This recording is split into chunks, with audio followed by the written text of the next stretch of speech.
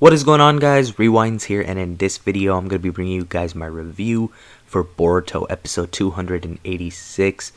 So I thought that since, this is the Sasuke Retsuden finale, why not review this one? And, I'm excited for next week as well. We are going to be starting up the Code arc with Boruto episode 287. So I will be dropping reviews on those episodes 100% for sure, week to week. Sometime around when they come out. I don't know if it'll be the day of or if it'll be maybe a few days after, but I definitely will be dropping a review on those episodes. And lastly, I want to say I am going to be making a video on Sasuke Retsuden in the Boruto anime itself as well. Pretty much talking about what I thought of it and if I thought it was good overall. But without further ado, let's move on to this review for episode 286. So we start out this episode with Sasuke and Meno teaming up against a bunch of the dragon beasts that have been revived. And to my surprise, there was actually some pretty good animation here for the first 30 seconds before we cut to the intro.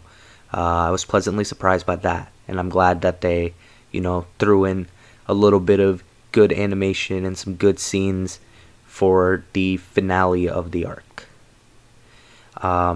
Sasuke figures out pretty much that Zanzo's accomplice has to be Gigi since he didn't tell anyone else about Sakura, and Zanzo knows about Sakura, so that's where that connects. So Sasuke is at a point now where he's screaming out to find Sakura, and he leaves Meno to help the others evacuate once they get to the location where Sasuke had sent Sakura to. Sakura awakens, and she can't infuse chakra due to the poison that she was hit with, so she thinks that she might die. But Sasuke actually ends up finding her due to the ring he created with this earth style that he gave her a couple episodes back. And since that was made out of chakra, he was able to find her, which I think is pretty good writing. I like that little callback there. And this is just the little thing I like about Naruto in general. We'll have these little things that happen in an arc that'll be set up, and most of the time they'll come into play at some point. And I really do enjoy that, whether that's in Naruto or Boruto. I think it's good that they do that. I know there's other series that do that too, but I feel like I've seen Naruto do it really, really consistently, and I appreciate that. So Sasuke actually heals her with some medical ninjutsu, which caught me a little bit by surprise, but I do think that's from the novel. But I kind of wish that they would show more of this. It makes sense that he knows this. I'm sure he learned some from Sakura at some point, but it would be cool if, we would see more of this and more of Sasuke's other chakra nature styles aside from just the lightning style and just him using Chidori a lot. It would be cool to see some of these other styles used in battle. So, or even just the medical ninjutsu used at some point too. I just feel like characters like him and Naruto have a lot more up their arsenal that, they could bring out since it's been so many years. And they could surprise fans with that. Next, we cut over to Gigi, who reminds Zanzo of his wish. Next, the beast actually goes to attack one of Gigi's cellmates, and Sasuke's cellmate as well, but Meno actually comes to his rescue. I'm not gonna lie, guys, Meno really started winning me over here in this episode. It was really cool to see Meno do what he did throughout this episode. Then we get a little bit of time with Sakura fighting some of the beast. Looked okay. Could have been better for sure in terms of animation, but it was passable. Unless you're, a really, really big animation critic and you want it to be seasonal level quality all the time, then you might not like it. Then we got Sasuke versus some of the dragon beasts that were revived as well. This had some okay animation. Then Meno was sent after Zanzo, so he went after him, and Sasuke is beating these beasts with ease. And I thought that one thing they also did that was cool was that they had a cool Chidori scene that they added in for Sasuke as well. That one had some pretty solid animation. And one thing I gotta point out also is that it's really cool to see Sasuke doing these one hand signs because he only has one arm. So it's really cool seeing him do the signs with one arm to use his jutsu. And Sasuke then gets a message mid-battle. And the message, I'm pretty sure, is from Kakashi, and it ties in with his novel story, which unfortunately I really, really wish we got to see some of that, but I know they're rushing through this, they're on a time constraint, but I really, really wish that we got to see Kakashi's novel, because Kakashi's novel has some great stuff for him, and he really played a big role here. I really hope we get to see it one day, but pretty much the message said that the Prime Minister had been captured. Once Zanzo hears that, he only laughs about it, and he says that as long as he has the Ultra Particles, that he can still wage war, regardless of the Prime Minister being captured. Next we cut over to Sakura, who now gets Gigi with a paralysis trap.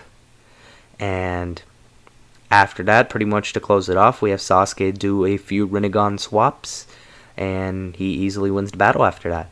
And he also got the Ultra Particles back.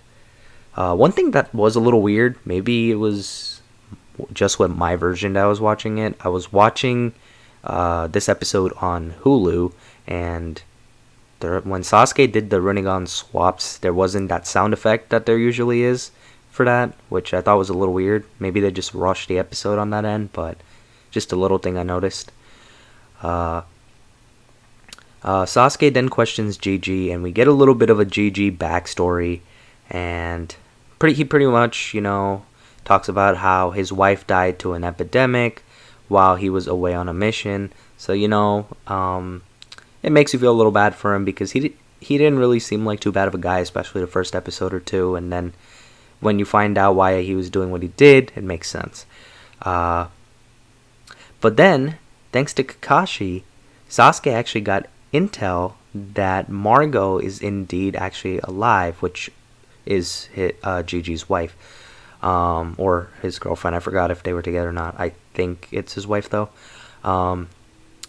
The death was actually just a lie by the Prime Minister to use Gigi, and clearly it worked, because we saw what happened. He just believed she was dead, and he couldn't find her, but lucky for him, she is alive.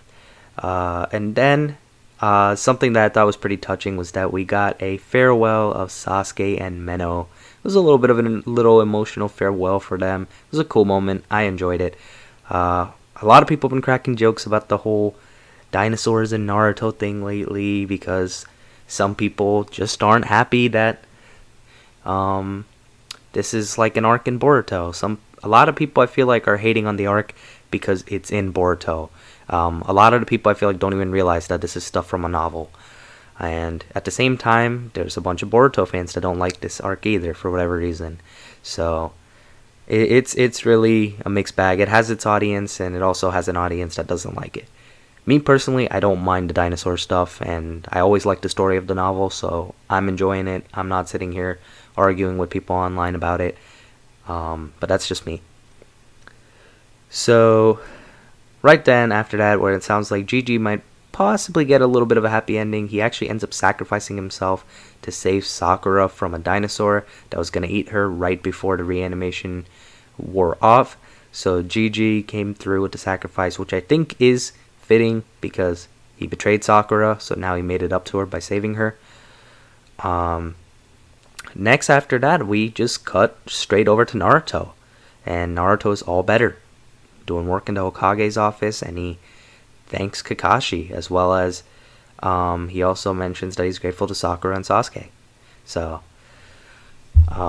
nice little scene there. And then we have a scene of Sakura telling Ino about the ring that Sasuke gave her, so a little interaction between old friends.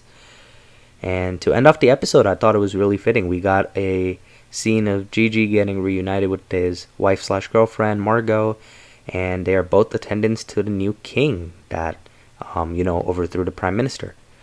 And we ended off the episode with the scene of Sakura and Sasuke, which I thought was pretty fitting, since the story did revolve a lot around them, so I thought that was pretty fitting. All in all, though, I really loved this finale episode. I really did. I went into it with pretty low expectations just because, I mean, I've personally been enjoying the story, but I didn't expect it to have like great animation scenes or good animation scenes. But it did. It had some good animation scenes, with some solid moments, some emotional moments too. All in all, just probably my favorite episode of the Sasuke Retsuden arc that they did in the anime, despite some things just being a little bit rushed and glossed over. I did really enjoy it though. This episode I would give a 9 out of 10 to, and I don't normally give a lot of episodes that have a rating, but I really did enjoy it that much. None of the other Sasuke Retsuden episodes for me are rated this high, but this one really ended off things pretty well in my opinion, and yeah, hopefully they keep the momentum going into the Code arc. I'm sure everything's gonna be pretty exciting from here on forward. There was a leaked image recently too of the episode for the Code arc beginning, and it was a picture of Code, and Code looked pretty good in the art style they had him in. So things are looking kind of promising. I'm excited. I'm glad this ended on a high note, and hopefully you guys enjoyed the episode too. But let me know what you thought of the episode in the comments below. If you guys did enjoy this video, be sure to hit the like button. Subscribe to my channel if you guys are new. I hope you guys have a good day or night whenever you guys are watching this video. I'm Rewinds, and I'm out.